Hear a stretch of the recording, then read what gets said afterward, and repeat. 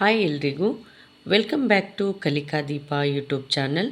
ಇವತ್ತಿನ ವಿಡಿಯೋದಲ್ಲಿ ನಾವು 6ನೇ ತರಗತಿ ಅಧ್ಯಾಯ 9 ಸಮಮಿತಿ ಈ ಪಾಠದಲ್ಲಿ ಬರುವಂತಹ ಎಲ್ಲ ಲೆಕ್ಕಗಳನ್ನು ನೋಡ್ತಾ ಹೋಗೋಣ. ಮೊದಲು ಸಮಮಿತಿ ಅಂದರೆ ಏನು, ಹಾಗೆಯೇ ಅದರಲ್ಲಿ ಯಾವ್ಯಾವ ರೀತಿಯ ಲೆಕ್ಕಗಳು ಬರುತ್ತೆ ಅಂತ ಒನ್ ಬೈ ಒನ್ ನೋಡ್ತಾ ಹೋಗೋಣ. ಈ ರೀತಿಯ ಸೈನ್ಸ್ ಮತ್ತು ಮ್ಯಾಥ್ಸ್ ವಿಡಿಯೋಗಳಿಗಾಗಿ ದಯವಿಟ್ಟು ನಮ್ಮ ಚಾನಲನ್ನು ಸಬ್ಸ್ಕ್ರೈಬ್ ಮಾಡ್ಕೊಂಡು ನೋಡಿ. ಇಷ್ಟ ಆದರೆ ಲೈಕ್ ಮಾಡಿ. ಮೊದಲು ನಾವು ಸಮಮಿತಿ ಅಂದರೆ ಏನು ಅಂತ ನೋಡೋಣ. ಈಗ ಈ ಚಿತ್ರವನ್ನು ನೋಡಿ, ನಾನು ಈ ಕಡೆ ಇಲ್ಲಿ ಕೋನ್ ಮಾಪಕ ಇಟ್ಟಿದ್ದೀನಿ. ಈ ಕಡೆ ಈ ಅರ್ಧ ಭಾಗ ಏನಿದೆ ಅಲ್ಲ, ಈ ಅರ್ಧ ಭಾಗವನ್ನು ನಾವು ಈ ಅರ್ಧ ಭಾಗದ ಮೇಲೆ ಇಟ್ಟಾಗ, ಈ ಕಡೆ ಇಟ್ಟಾಗ ಅದು ಅದರ ಮೇಲೆ ನೀಟಾಗಿ ಐಕ್ಯ ಆಗಬೇಕು, ಅಂದರೆ ಅದರ ಮೇಲೆ ನೀಟಾಗಿ ಸಮವಾಗಿ ಕೂರಬೇಕು ಅಂದಾಗ ಈ ಚಿತ್ರ ಸಮಮಿತಿ ಹೊಂದಿದೆ ಅಂತ ಕರಿತೀವಿ. ಮತ್ತು ನಾವು ಈ ರೀತಿ ಮಿಡಲ್ ಅಂದರೆ ಮಧ್ಯಭಾಗದಲ್ಲಿ ನಾವು ಈ ರೀತಿ ಲೈನನ್ನು ಹಾಕಿದಾಗ ಇದನ್ನು ಸಮಮಿತಿ ಅಕ್ಷ ಅಂತ ಕರಿತೀವಿ. ಹಾಗೆಯೇ ಇಲ್ಲಿ ಕೆಲವೊಂದಷ್ಟು ಚಿತ್ರಗಳನ್ನು ಕೊಟ್ಟಿದ್ದಾರೆ. ಈಗ ನೋಡಿ, ಈ ಕಡೆ ಭಾಗದ ಈ ಚಿತ್ರ ಈ ಕಡೆ ಭಾಗಕ್ಕೆ ಸಮನಾಗಿದೆ. ಅಥವಾ ನಾವು ಈ ರೀತಿ ಇಟ್ಟಾಗ, ಇಲ್ಲಿ ನೋಡಿ, ಈ ರೀತಿ ಇಟ್ಟಾಗ ಈ ಭಾಗ ಈ ಕಡೆ ಭಾಗಕ್ಕೆ ಸಮನಾಗಿರುತ್ತೆ. ಅಥವಾ ಈ ರಂಗೋಲಿಯನ್ನೇ ನೋಡಿ, ಈಗ ಈ ಅರ್ಧ ಭಾಗ ಮೇಲಿನ ಭಾಗಕ್ಕೆ ಸಮನಾಗಿರಬೇಕು ಅಂದಾಗ ಮಾತ್ರ ಆ ಚಿತ್ರ ಸಮಮಿತಿ ಹೊಂದಿದೆ ಅಂತ ಕರಿತೀವಿ. ಹಾಗಾದರೆ ಒಂದು ಚಿತ್ರ ಒಂದೇ ಸಮಮಿತಿಯನ್ನು ಹೊಂದಿರುತ್ತಾ? ಇಲ್ಲ, ಅದು 2, 3, 4 ಆಯಾ ಚಿತ್ರದ ಮೇಲೆ ಅದು ಡಿಪೆಂಡ್ ಆಗಿರುತ್ತೆ. ಅಂಥವು ಎಲ್ಲವನ್ನೂ ನಾವು ಮುಂದೆ ನೋಡ್ತಾ ಹೋಗ್ತೀವಿ. ಸೊ ಒನ್ ಬೈ ಒನ್ನನ್ನು ನೋಡ್ತಾ ಹೋಗೋಣ. ಇಲ್ಲಿ ಒಂದು ಮೋಡದ ಚಿತ್ರವನ್ನು ಕೊಟ್ಟಿದ್ದಾರೆ. ನೀವು ಈ ಚಿತ್ರವನ್ನು ನೋಡ್ಬೋದು ಅಥವಾ ಈ ಚಿತ್ರವನ್ನು ನೋಡಿ. ಈ ಕಡೆ ಇಲ್ಲಿ ಮಿಡಲ್ ನಾವು ಒಂದು ಲೈನನ್ನು ಎಳೆದ್ರೆ ಈ ಕಡೆಯ ಭಾಗ ಈ ಭಾಗಕ್ಕೆ ಸಮನಾಗಿದೆ. ಅಥವಾ ಇದನ್ನು ನೋಡಿ, ಈ ಗೋಪುರ ನೋಡಿದಾಗ ಇಲ್ಲಿ ಮಿಡಲ್ ಒಂದು ಲೈನ್ ಎಳೆದಾಗ ಈ ಭಾಗಕ್ಕೆ ಸಮನಾಗಿದೆ. ಆದರೆ ಮೋಡ ಸಮನಾಗಿದೆಯಾ? ಇದನ್ನು ನಾವು ಈ ರೀತಿ ಲಂಬವಾಗಿ ಒಂದು ರೇಖೆಯನ್ನು ಎಳೆದಾಗ ಈ ಕಡೆ ಭಾಗಕ್ಕೆ ಸಮನಾಗಿಲ್ಲ. ಅಥವಾ ಈ ರೀತಿ ಈ ರೀತಿ ಅಡ್ಡ ನಾವು ಗೆರೆ ಎಳೆದಾಗ ಈ ಮೇಲಿನ ಭಾಗ ಕೆಳಭಾಗಕ್ಕೆ ಸಮ ಇಲ್ಲ. ಹಾಗಾಗಿ ನಾವು ಇದನ್ನು ಸಮಮಿತಿ ಚಿತ್ರ ಅಲ್ಲ ಅಂತ ಹೇಳ್ಬಹುದು. ಆದರೆ ಈ ತಾಜ್ ಮಹಲ್ ಅಥವಾ ಈ ಗೋಪುರ ಆಗಿರ್ಬೋದು, ಅಥವಾ ಇವೆಲ್ಲ ಸಮಮಿತಿಯನ್ನು ಹೊಂದಿದೆ. ಹಾಗಾದರೆ ಒಂದು ಚಿತ್ರವನ್ನು ನಿಖರವಾಗಿ ಐಕ್ಯಗೊಳ್ಳುವ, ಅಂದರೆ ಒಂದರ ಮೇಲೆ ಈ ಭಾಗವನ್ನು ನೀವು ಫೋಲ್ಡ್ ಮಾಡಿದಾಗ ಇದರ ಮೇಲೆ ನೀಟಾಗಿ ಕೂರಬೇಕು. ಐಕ್ಯಗೊಳ್ಳುವ 2 ಭಾಗಗಳಾಗಿ ವಿಭಾಗಿಸುವ ರೇಖೆಯನ್ನು ಚಿತ್ರದ ಸಮಮಿತಿ ರೇಖೆ ಎನ್ನುತ್ತೇವೆ. ಅಂದರೆ ಈ ಲೈನ್ ಏನು ಎಳೆದಿದ್ದಾರಲ್ಲ, ಈ ಲೈನು ಅಂದರೆ ಈ ಭಾಗ ಈ ಕಡೆ ಭಾಗಕ್ಕೆ ನಾವು ಮಡಚಿಟ್ಟಾಗ ಅದು ಅದರ ಮೇಲೆ ಕರೆಕ್ಟಾಗಿ ಸಮನಾಗಿ ಕೂತಾಗ ನಾವು ಈ ಲೈನನ್ನು ಏನಂತ ಕರಿತೀವಿ? ಸಮಮಿತಿ ರೇಖೆ. ಈ ರೇಖೆಯನ್ನು ನಾವು ಸಮಮಿತಿ ರೇಖೆ ಅಂತ ಕರಿತೀವಿ. ಈ ಅಧ್ಯಾಯದ ಪ್ರಾರಂಭದಲ್ಲಿರುವ ಚಿತ್ರಗಳಲ್ಲಿ ಯಾವುದಾದರೂ ಸಮಮಿತಿ ರೇಖೆಗಳು ಕಂಡುಬರುತ್ತಿವೆಯೇ? ಮೋಡದ ಚಿತ್ರದಲ್ಲಿ ಇದರ ಬಗ್ಗೆ ನೀವೇನು ಹೇಳುವಿರಿ? ಈಗಷ್ಟೇ ನಾನು ನಿಮಗೆ ತೋರಿಸಿದ್ದೀನಿ ಹಿಂದಿನ ಪೇಜಲ್ಲಿ. ಮತ್ತು ಈ ಪೇಜ್ಗಳಲ್ಲಿರುವಂತಹ ಚಿತ್ರಗಳನ್ನು, ಅಂದರೆ ಇವ್ನು ನೋಡಿ, ನಾವು 2 ಭಾಗ ಮಾಡಿದಾಗ ಈ ಭಾಗಕ್ಕೆ ಸಮನಾಗಿದೆ. ಆದರೆ ಮೋಡದಲ್ಲಿ ಆ ರೀತಿ ಆಗಲ್ಲ. ಹಾಗಾಗಿ ಈ ಚಿತ್ರದಲ್ಲಿ ಸಮಮಿತಿ ಇಲ್ಲ ಅಂತ ನಾವು ಹೇಳಬಹುದು. ಮುಂದಿನ ಪ್ರತಿ ಚಿತ್ರಕ್ಕೂ ಸಮಮಿತಿ ರೇಖೆ ಇದ್ದಲ್ಲಿ ಅವುಗಳನ್ನು ಗುರುತಿಸಿ. ಈ ಚಿತ್ರದಲ್ಲಿ ಇದೆ ನೋಡಿ, ನಾವು ಈ ರೀತಿ ಇಲ್ಲಿ ಒಂದು ರೇಖೆಯನ್ನು ಎಳೆದಾಗ ಈ ಭಾಗಕ್ಕೆ ಸಮನಾಗಿದೆ. ಇಲ್ಲೂ ಸಹ ನೀವು ನೋಡ್ಬೋದು.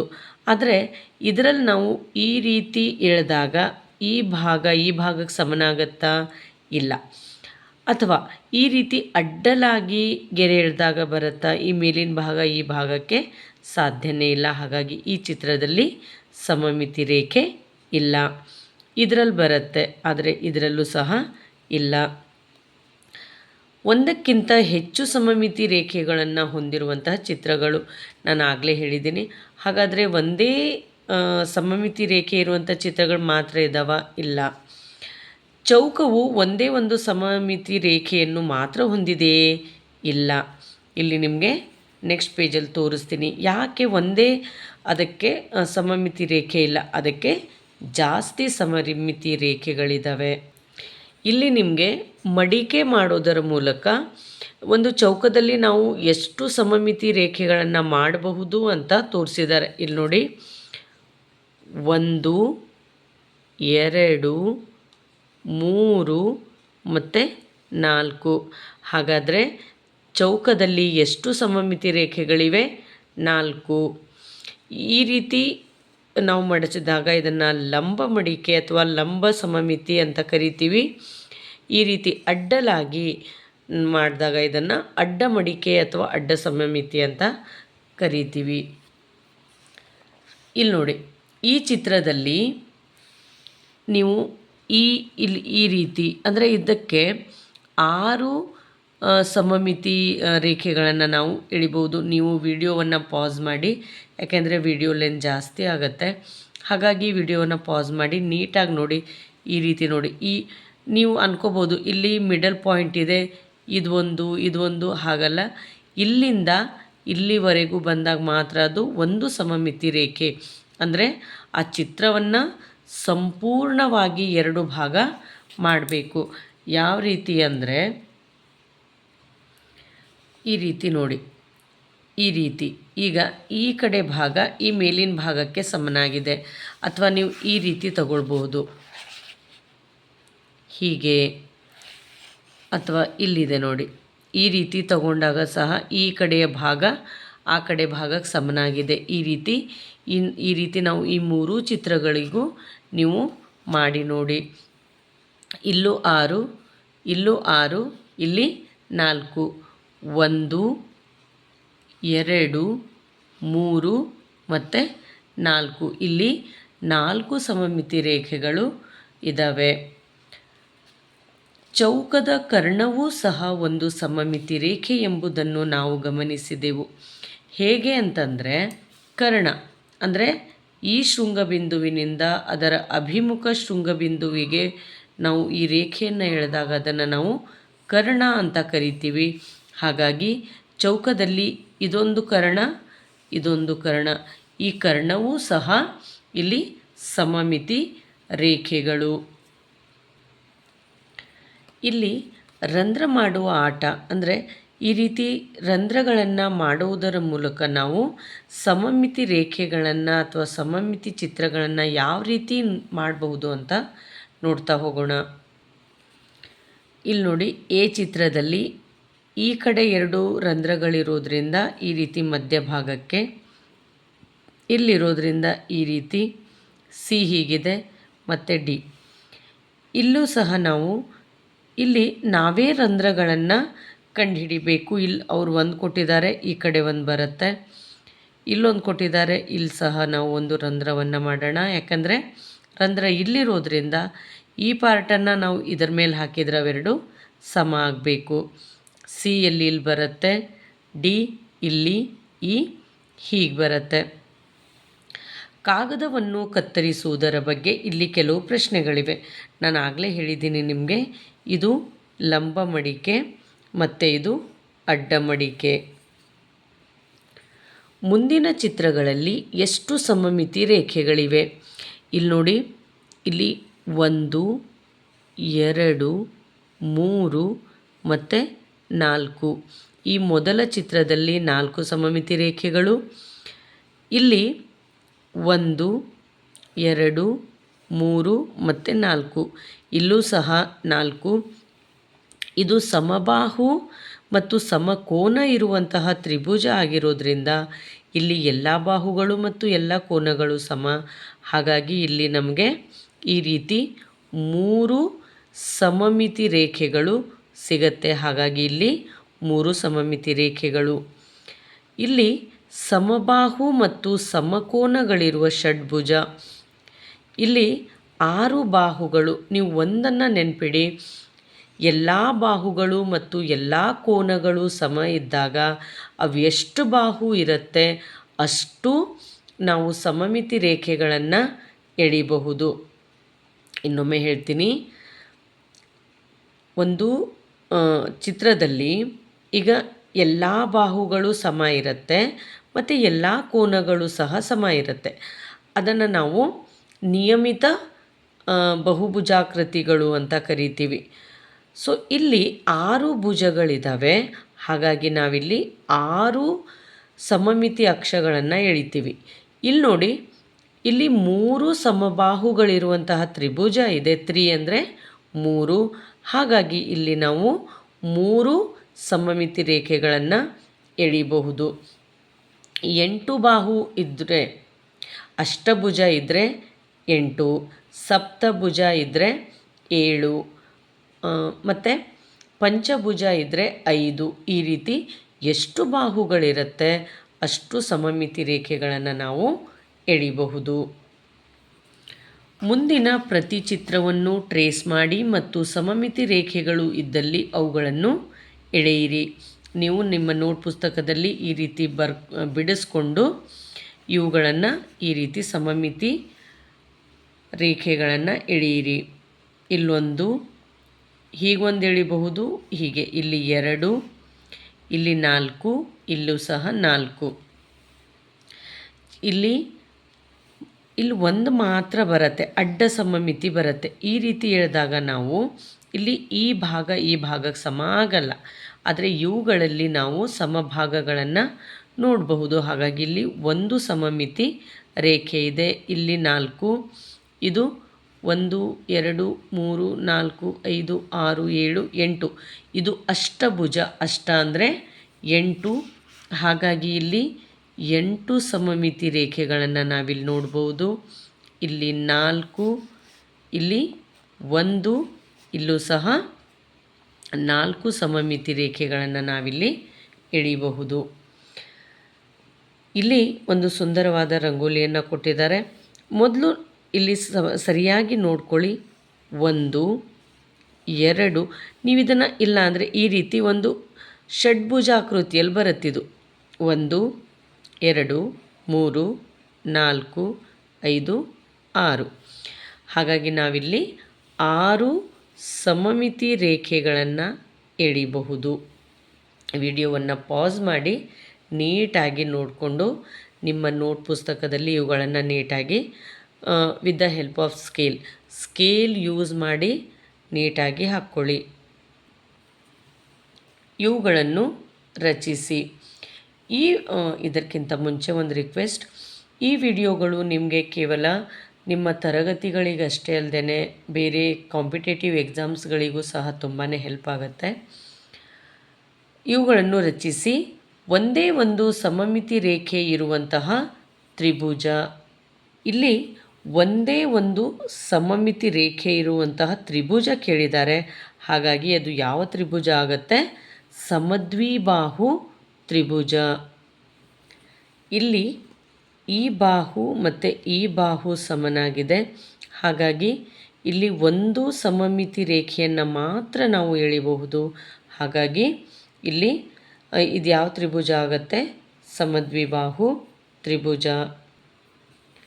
ಬಿ, 3 ಸಮಮಿತಿ ರೇಖೆಗಳನ್ನು ಮಾತ್ರ ಹೊಂದಿರುವ ತ್ರಿಭುಜ. ಆಲ್ರೆಡಿ ನಾವು ಇದನ್ನು ನೋಡಿದ್ದೀವಿ. ಯಾವುದು ಹೇಳಿ? ಎಸ್, ಯಾವುದು? ಸಮಬಾಹು ತ್ರಿಭುಜ. ಸೊ ಈ ಸಮಬಾಹು ತ್ರಿಭುಜದಲ್ಲಿ ಆಗಲೇ ಹೇಳಿದ್ದೀನಿ, ಸಮಬಾಹುಗಳು ಇದ್ದಾಗ ಅವೆಷ್ಟು ಬಾಹುಗಳಿರ್ತವೆ ಅಷ್ಟು ಸಮಮಿತಿ ರೇಖೆಗಳನ್ನು ನಾವು ಎಳಿಬಹುದು. ಹಾಗಾಗಿ ಇದು ಸಮಬಾಹು ತ್ರಿಭುಜ. ಸಿ, ಯಾವುದೇ ಸಮಮಿತಿ ರೇಖೆ ಇಲ್ಲದ ತ್ರಿಭುಜ. ಅಂದರೆ ತ್ರಿಭುಜ ಇರಬೇಕು, ಅದರಲ್ಲಿ ಯಾವುದೇ ರೀತಿಯ ಸಮಮಿತಿ ರೇಖೆಯನ್ನು ಎಳಿಲಿಕ್ಕೆ ಆಗಬಾರ್ದು ಅಂತಹ ತ್ರಿಭುಜ. ಎಸ್, ಅದ್ಯಾವುದು? ಅಸಮಬಾಹು ತ್ರಿಭುಜ. ನೀವು ಈ ರೀತಿ ಎಳಿಲಿಕ್ಕೂ ಆಗಲ್ಲ, ಈ ರೀತಿ ಎಳಿಲಿಕ್ಕೂ ಆಗಲ್ಲ. ಅಂದರೆ ಅಡ್ಡ ಸಮಮಿತಿನೂ ಬರಲ್ಲ, ಲಂಬ ಸಮಮಿತಿನೂ ಎಳಿಲಿಕ್ಕೆ ನಾವು ಆಗಲ್ಲ. ಅಂತಹ ತ್ರಿಭುಜ ಯಾವುದು? ಅಸಮಬಾಹು ತ್ರಿಭುಜ. ಪ್ರತಿ ಸಂದರ್ಭದಲ್ಲಿಯೂ ಚಿತ್ರದಲ್ಲಿ ಕನಿಷ್ಠ ಒಂದು ವಕ್ರರೇಖೆ ಇರುವಂತೆ ಮುಂದಿನವುಗಳನ್ನು ರಚಿಸಿ. ಅಂದರೆ ನಾವು ಬಿಡಿಸುವಂತಹ ಚಿತ್ರದಲ್ಲಿ ಅಷ್ಟು ಸರಳ ರೇಖೆಯಾಗಿರದೆ ಒಂದಾದರೂ, ಕನಿಷ್ಠ ಒಂದಾದರೂ ವಕ್ರರೇಖೆ ಆಗಿರಬೇಕು. ಒಂದೇ ಸಮಮಿತಿ ರೇಖೆ ಇರುವ ಚಿತ್ರ. ಈ ಚಿತ್ರವನ್ನು ಗಮನಿಸಿ. ಇಲ್ಲಿ ಕನಿಷ್ಠ ಒಂದಾದರೂ ವಕ್ರರೇಖೆ ಇದೆ. ನಮಗೆಲ್ಲ ಗೊತ್ತಿದೆ ವಕ್ರರೇಖೆ ಯಾವುದು, ಸರಳ ರೇಖೆ ಯಾವುದು. ಇದು ವಕ್ರರೇಖೆ, ಇದು ಸರಳ ರೇಖೆ. ಅಂದರೆ ಒಂದಾದರೂ ಕನಿಷ್ಠ ವಕ್ರರೇಖೆ ಇರಬೇಕು. ಮತ್ತು ಒಂದೇ ಒಂದು, ಮೊದಲ ಪ್ರಶ್ನೆಯಲ್ಲೇನಿತ್ತು? ಒಂದೇ ಸಮಮಿತಿ ರೇಖೆ ಇರುವ ಚಿತ್ರ. ಇಲ್ಲಿ ಒಂದೇ ಸಮಮಿತಿಯನ್ನು ಹೊಂದಿರುವಂತಹ ಚಿತ್ರ ಇದು. ಸೊ ಇದನ್ನು ನಿಮ್ಮ ನೋಟ್ಬುಕ್ಕಲ್ಲಿ ನೀಟಾಗಿ ಬಿಡಿಸಿ. ಸರಿಯಾಗಿ ಎರಡು ಸಮಮಿತಿ ರೇಖೆಗಳಿರುವಂತಹ ಚಿತ್ರ. ಇಲ್ಲಿ ಎರಡು ವಕ್ರರೇಖೆ ಇದ್ದಾವೆ ಮತ್ತು ಎರಡು ಸಮಮಿತಿ ರೇಖೆಗಳು ಇದ್ದಾವೆ. ಒಂದು ಅಡ್ಡ ಸಮಮಿತಿ, ಮತ್ತೊಂದು ಲಂಬ ಸಮಮಿತಿ. ಸರಿಯಾಗಿ 4 ಸಮಮಿತಿ ರೇಖೆಗಳಿರುವಂತಹ ಚಿತ್ರ.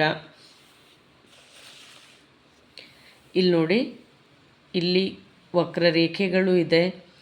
ಹಾಗಾದರೆ ಮತ್ತೆ ಇಲ್ಲಿ 1, 2, 3, 4 ಸಮಮಿತಿ ರೇಖೆಗಳು ಸಹ ಇದೆ. ಇಲ್ಲಿ ಎಷ್ಟು ಸಮಮಿತಿ ರೇಖೆಗಳನ್ನು ನಾವು ಎಳಿಬಹುದು? ಇಲ್ಲಿ 4, 2, ಇಲ್ಲಿ 1. ಇವುಗಳನ್ನು ನಿಮ್ಮ ಗ್ರಾಫ್ ಹಾಳೆಯಲ್ಲಿ ಬಿಡಿಸ್ಕೊಂಡು ಈ ಚಿತ್ರವನ್ನು ನಕಲು ಮಾಡಿ ಅಂತ ಹೇಳಿದ್ದಾರೆ. ವಿಡಿಯೋವನ್ನು ನೀಟಾಗಿ ನೋಡಿ. ಇದು ಮಾದರಿ ಕೊಟ್ಟಿದ್ದಾರೆ. ನಾನಿಲ್ಲಿ ರೆಡ್ ಇಂಕಿಂದ ಹಾಕಿದ್ದೀನಿ. ಇಲ್ಲಿ ಅವರು ಆರೆಂಜ್ ಹಾಕಿದ್ದಾರೆ, ನಿಮಗೆ ಗೊತ್ತಾಗಲಿ ಅಂತ ಹೇಳಿ ನಾನು ರೆಡ್ ಹಾಕಿದ್ದೀನಿ. ಸೊ ವಿಡಿಯೋವನ್ನು ಪಾಸ್ ಮಾಡಿ. ಇದರಲ್ಲಿ ಹೇಳುವಂಥದ್ದೇನೂ ಇಲ್ಲ. ಒಂದು ಭಾಗ ಅವರು ಕೊಟ್ಟಿದ್ದಾರೆ, ಮತ್ತೊಂದು ಭಾಗವನ್ನು ನಾವು ಬಿಡಿಸೋದಷ್ಟೇ ಇದೆ. ಹಾಗಾಗಿ ನೀವೇನು ಮಾಡ್ತೀರಿ, ಇದನ್ನು ಈ ವಿಡಿಯೋವನ್ನು ಪಾಸ್ ಮಾಡಿ ನೀಟಾಗಿ ಬಿಡಿಸ್ಕೊಳ್ಳಿ. ನೀವು ನೀಟಾಗಿ ಬಿಡಿಸ್ತೀರಿ ಅಂತ ಅಂದ್ಕೊಂಡಿದ್ದೀನಿ. ಇದರಲ್ಲಿ ಮತ್ತೆ ಎಕ್ಸ್ಪ್ಲೇನ್ ಮಾಡುವಂತಹ ಪಾರ್ಟ್ ಏನೂ ಇಲ್ಲ. ಹಾಗಾಗಿ ಅಂದರೆ ಏನೂ ಇಲ್ಲ, ಜಸ್ಟ್ ಅವ್ರು ಕೊಟ್ಟಿದ್ದಾರೆ, ಒಂದು ಭಾಗವನ್ನು ಕೊಟ್ಟಿದ್ದಾರೆ, ಮತ್ತೊಂದು ಭಾಗ ನಮಗೆ ಪೂರ್ಣ ಮಾಡಿ ಅಂತ ಹೇಳಿದ್ದಾರೆ. ಸೊ ನೀವು ನೀಟಾಗಿ ಸ್ಕೇಲ್ ತಗೊಂಡು ನೀಟಾಗಿ ಅದನ್ನು ಪೂರ್ಣ ಮಾಡಿ. ಸೊ ಇಲ್ಲಿಯವರೆಗೂ ನಾವು ಇಂದಿನ ವಿಡಿಯೋದಲ್ಲಿ ಸಮಮಿತಿ ಪಾಠಕ್ಕೆ ಸಂಬಂಧಪಟ್ಟಂತೆ ಇಲ್ಲಿಯವರೆಗೂ ಎಲ್ಲ ಲೆಕ್ಕಗಳನ್ನು ನೋಡಿದ್ದೀವಿ. ಸೊ ಮುಂದಿನ ಭಾಗವನ್ನು ಮುಂದಿನ ವಿಡಿಯೋದಲ್ಲಿ ನೋಡ್ತಾ ಹೋಗೋಣ. ತಮಗೇನಾದರೂ ಡೌಟ್ಸ್ಗಳಿದ್ದರೆ ಕಾಮೆಂಟ್ ಮಾಡಿ, ಇಷ್ಟ ಆದರೆ ಲೈಕ್ ಮಾಡಿ. ಸಿಗೋಣ ಮುಂದಿನ ವಿಡಿಯೋದಲ್ಲಿ. ಧನ್ಯವಾದಗಳು.